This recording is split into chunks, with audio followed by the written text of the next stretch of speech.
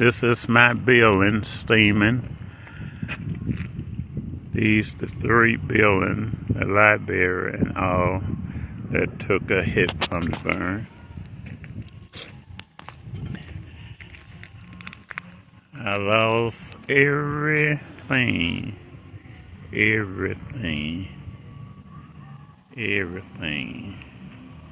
But Jehovah is still in power. My Father owns everything.